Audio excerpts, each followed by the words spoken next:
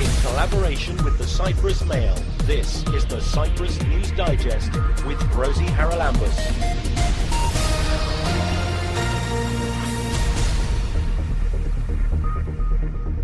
Coming up on this week's programme, we talk to a lawyer who specialises in data about the ongoing row concerning distance learning in our schools. The reason for the trigger of this debate, let's say this public debate, is the fact that the Ministry of Education will now install cameras in class. It's a different story than having the student at home using an online platform where he can choose whether his image will be shown or not. And was a man sent to jail according to a law that was passed after he committed an offence? The events, as far as I understand, took place on the 25th of March, which is 2 days earlier. Therefore, there was no criminal offence in place at the time. And there's going to be a tightening of the law regarding the sale of animals. Not any individual would be allowed to sell anything because, as you know, there are so many in Facebook and many other media which are advertising selling animals. With this regulation, they put an end to this activity.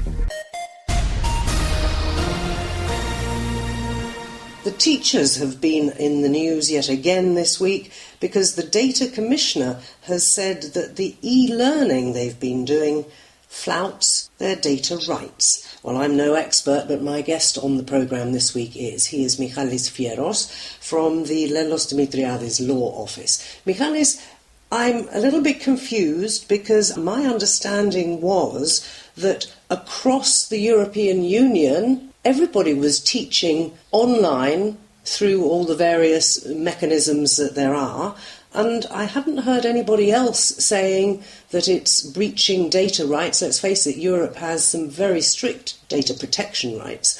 So why is it different for Cyprus?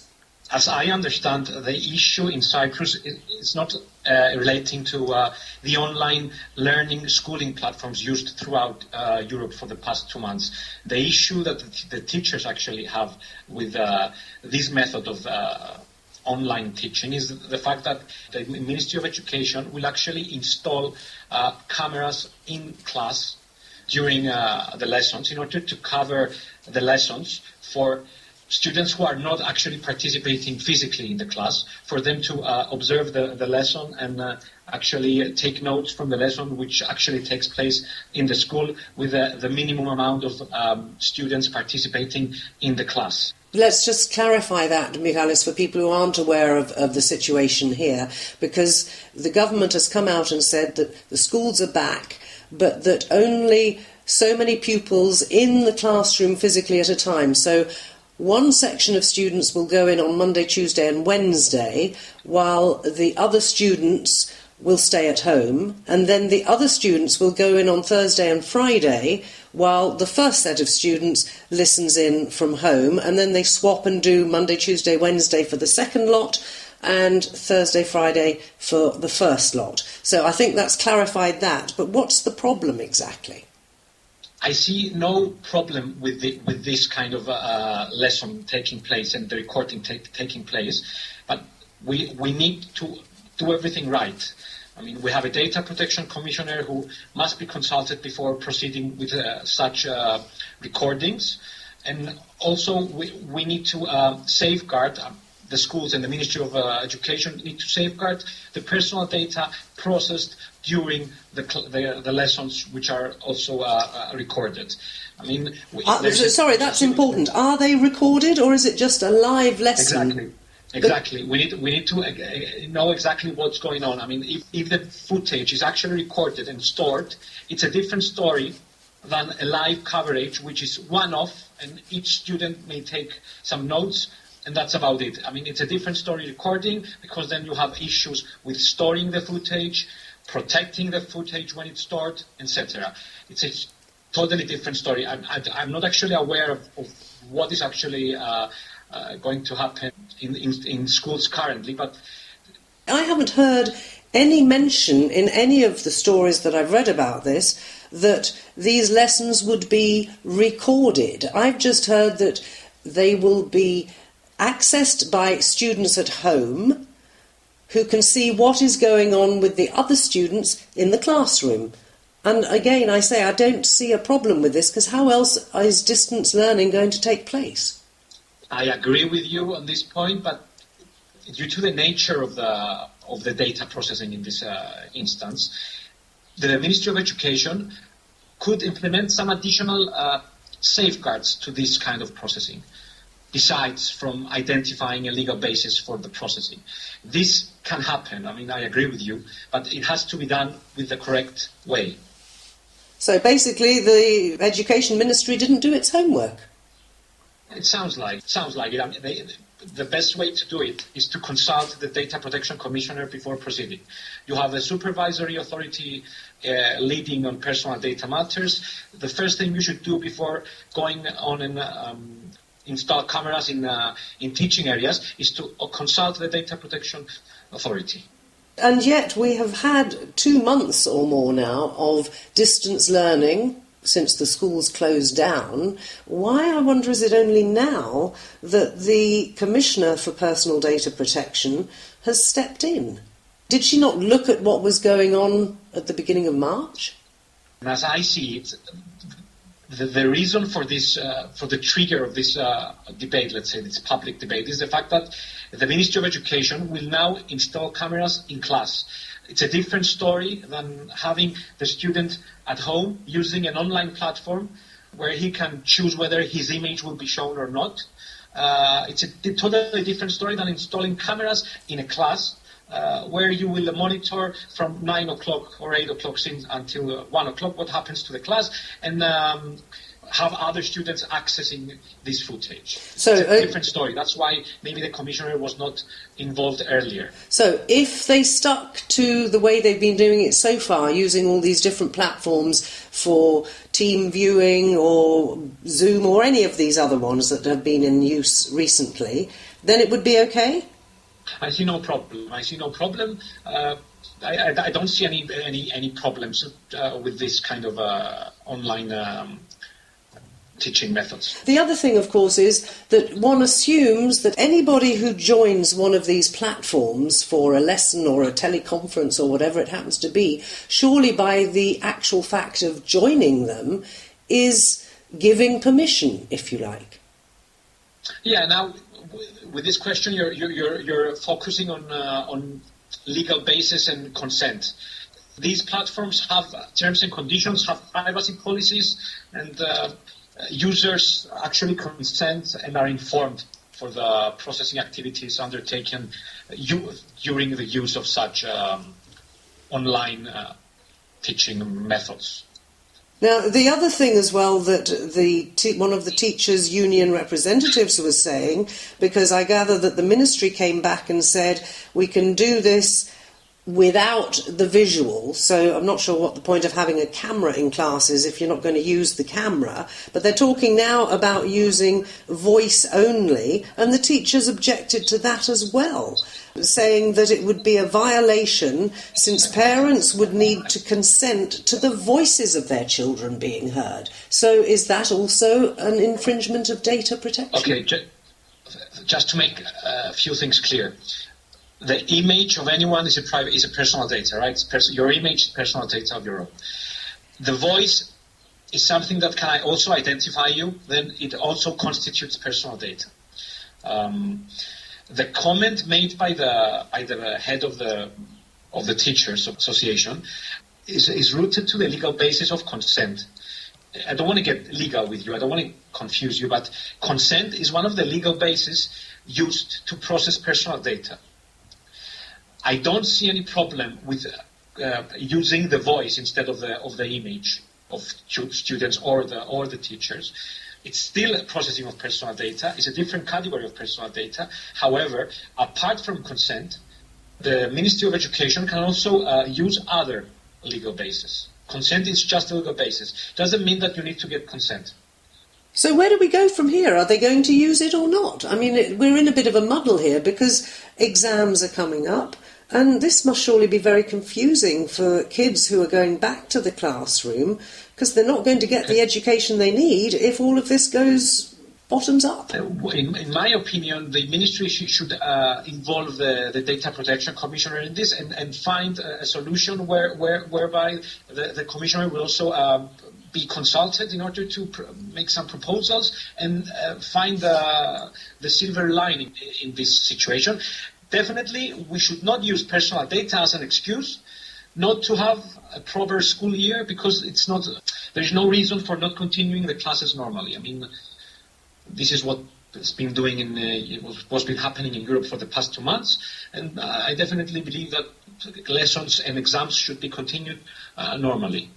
Well, we'll see what pans out with all of this. Of course, I suppose if they take too long to decide what the situation is, it could well be that the Education Ministry will say, right, well, we'll have to do it through August then. I wonder how that would go down.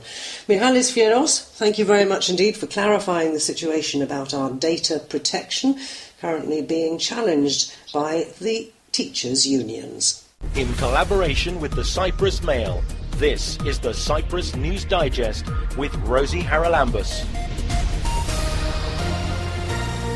The biggest achievement of Crime Stoppers has been the ability of the public to be able to give information about crime anonymously. There's no way I could have kept prostituting without the drugs. There's no way I could have had my body used like a public toilet, because that's actually what prostitution is. And then the fourth series I started 3 days after I'd won the Oscar, so the whole of the Moloch of the Glen experience was all interplatted with the Gosford Park Oscar experience. I was working with Ronnie James Dio, and David was going to reform Whitesnake in 2003. Cyprus was chosen because Cyprus is a stable, peaceful and secure place. We have to really look closely.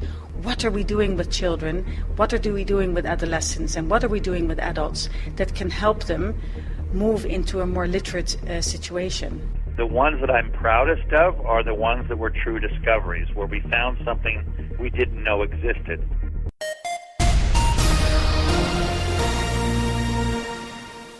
There's been a lot of discussion on social media in Cyprus this week about the jailing for 45 days of a 35-year-old man from Famagusta because he broke the curfew to visit his girlfriend.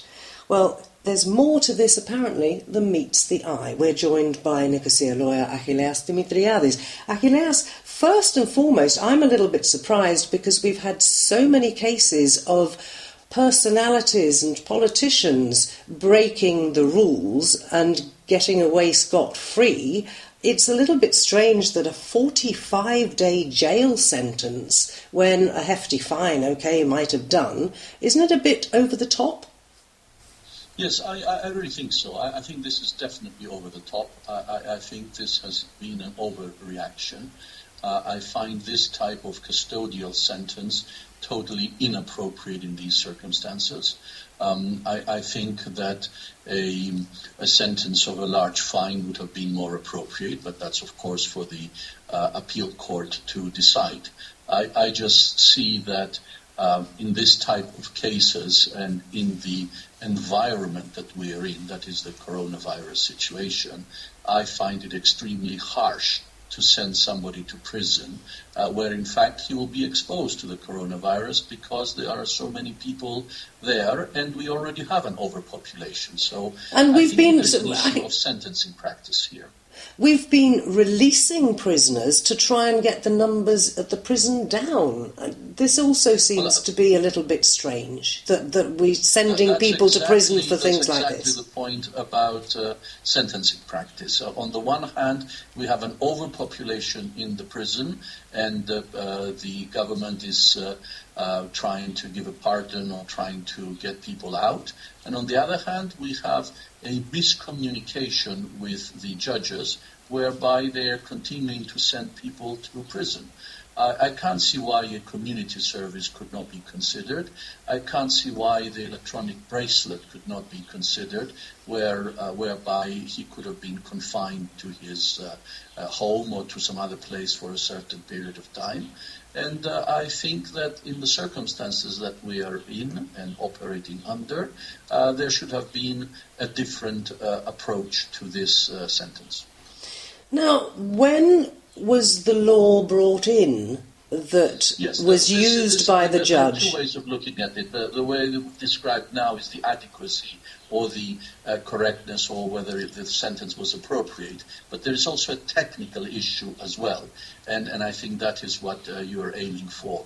The amendment to the law which makes a criminal offence the orders that the minister has issued came into force on the 27th of March.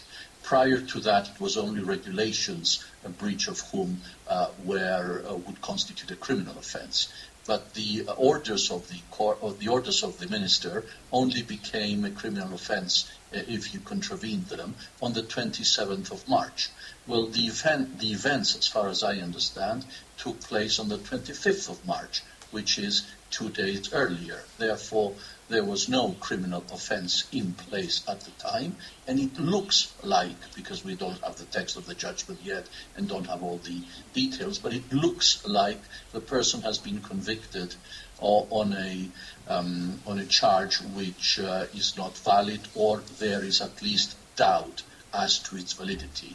And since in criminal cases the decision has to be beyond reasonable doubt, I think there is enough doubt there to have allowed this person off with an acquittal in this criminal case. So let's be clear here, because we did have a curfew, I think, in place when the man was arrested on March the 25th. Was it at that time, a misdemeanour or something? Well, there was a curfew, but it's a very technical point. It's whether the breach of these orders by the minister that have been issued constitutes a criminal offence. And the law to make them a criminal offence only entered into force on the 27th of March. 2 days after the offence. Exactly. Therefore, logic dictates the following reasoning. If they had to amend the law to make it a criminal offence on the 27th of March, then logically speaking, it was not a criminal offence prior to the amendment. So anything prior to the amendment could not possibly amount to a criminal offence. Otherwise, why change the law if it was already in place? So they amended the law because there was a need for it. Since these events took place prior to the amendment of the law, my opinion is that it does not constitute a criminal offence from a technical point of view. Well, I think that sounds logical to me, because if I'm caught doing something on the 1st of January but the law isn't passed until the 3rd or the 4th, they can't surely come afterwards and say, but we've got this law now, if I didn't know that it was that law when I did the offence. Absolutely, and it's a very basic rule in criminal procedure that there must be a law against which you are convicted. You can't have a law afterwards, and of course laws, especially criminal ones, cannot have retroactive effect. So I think we're dealing with this matter on the perhaps social point, which is the excessiveness of the sentence and the appropriate nature of the sentence in the circumstances in which we're living. But we're also dealing with it from a technical point of view, and my position is that there is no offence for which he was charged, and therefore he is probably going to go in for 45 days for an offence that he did not commit, unless the President of the Republic, on the advice of the Attorney General, gives a pardon, in which case the matter is dealt with. Because I really don't think that an appeal will be dealt with immediately, especially in the circumstances we are operating under now. Yeah, which is a little bit worrying, because should there be a case at the prison, I wonder what the position would be if this gentleman ended up catching it. Exactly. What if at the end of the day he caught the disease which he was put away for breaching the orders of the minister in an effort not to catch the disease? I mean, it becomes surreal. But just to make things real, this is a real person who was trying to see his girlfriend, and he's going to end up for a month and a half in prison, and I find that unacceptable. Particularly, as I said at the beginning, since there have been so many other cases of rather well-known people on the island who've got away scot-free. Achilleas, always a pleasure talking to you. Thanks for joining me. Thank you very much. Keep well. That is Achilleas Dimitriadis, Nicosia lawyer, talking about that case, and we'll follow it up when we see what's going to happen next.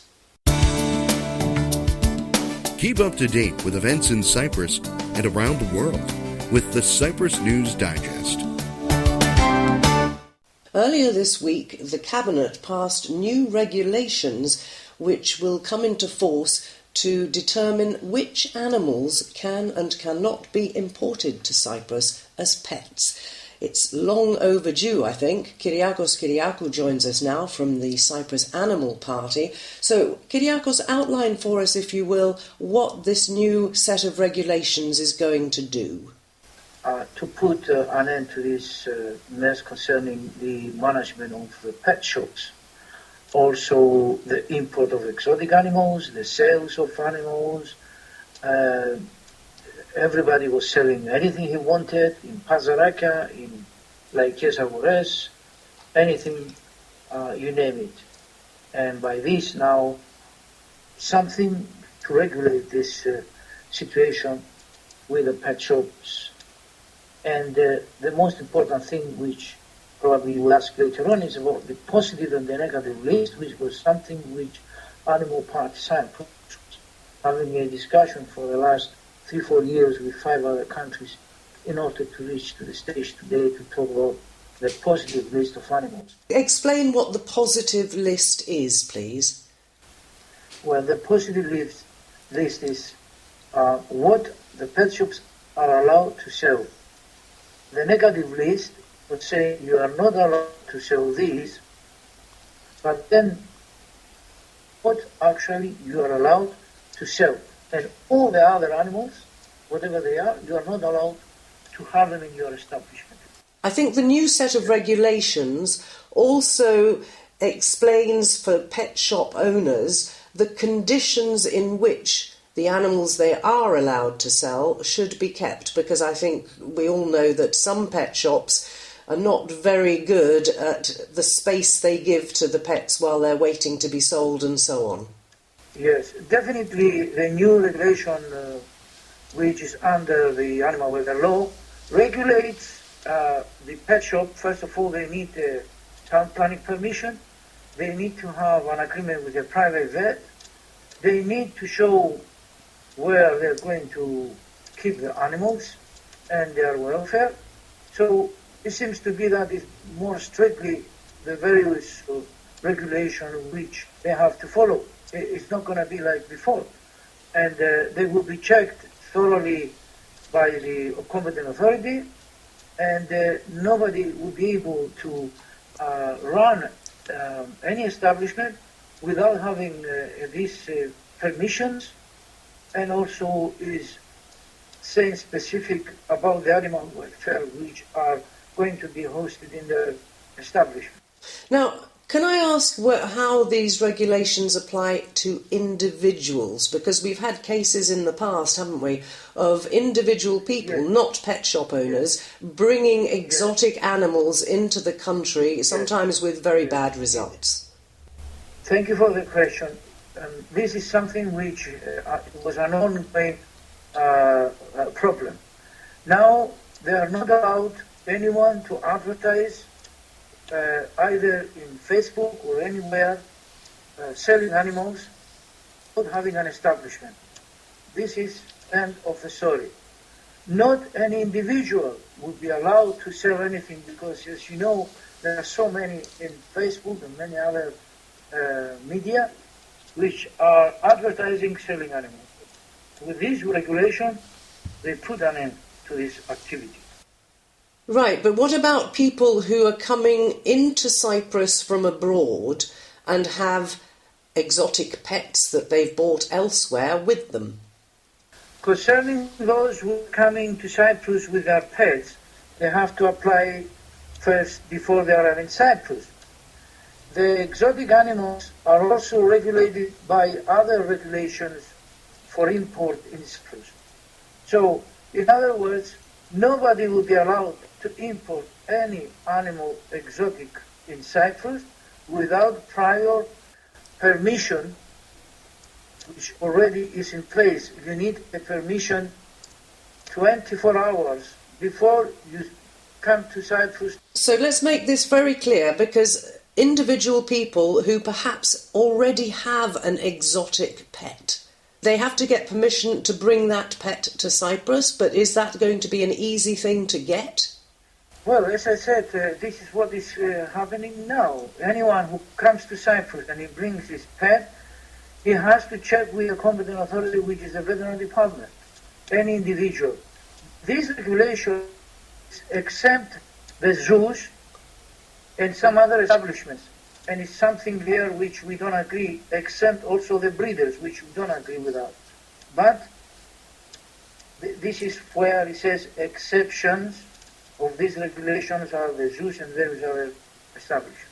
Well, it's an improvement on what we had before, I guess, Kyriakos. Of course, it's got to go to Parliament now, and I know you're in touch with our members of Parliament. Any idea whether there'll be any problems in passing this? Well, as you know, this will give us another opportunity, because now we are going to examine again this regulation. We'll go to the relevant Parliamentary Environmental Committee, and we hope that they will call us to give any other views, because it doesn't mean because the Council of Ministers approve these regulations, that automatically will be just go to the Parliament and pass. No, we have to see, because there are many things which we didn't agree. It's not possible to have a regulation for pet shops, what to sell, and at the same time we have a serious problem with stray dogs or cats. And we are saying that they need to put a moratorium of 2 years to are not allowed pet shops to sell any dogs and cats.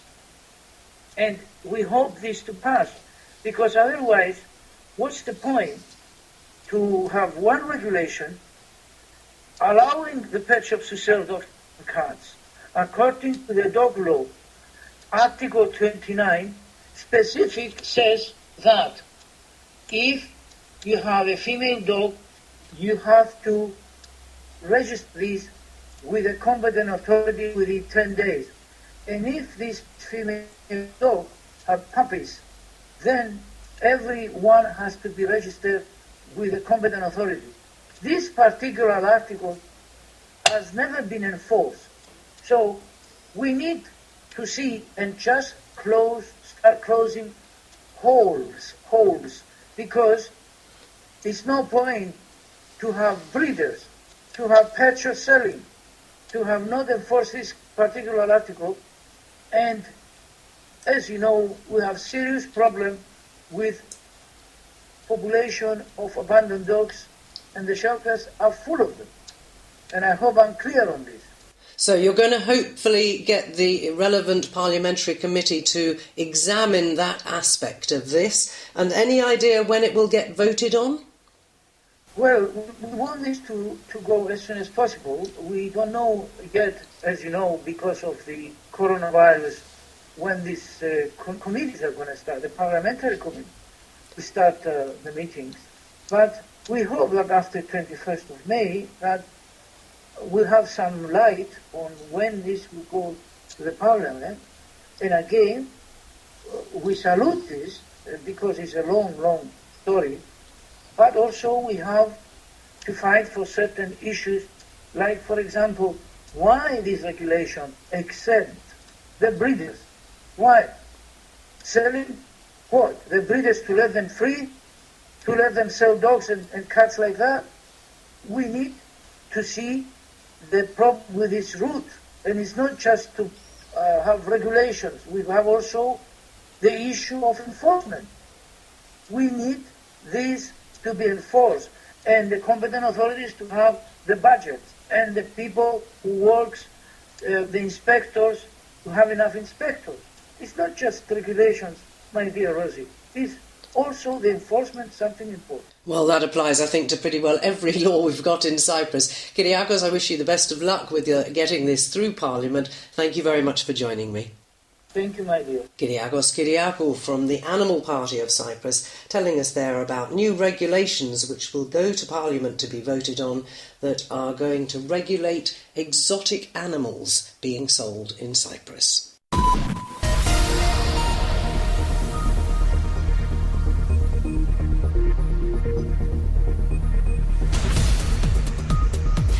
Well, that about wraps up this edition of the Cyprus News Digest. Many thanks for your company.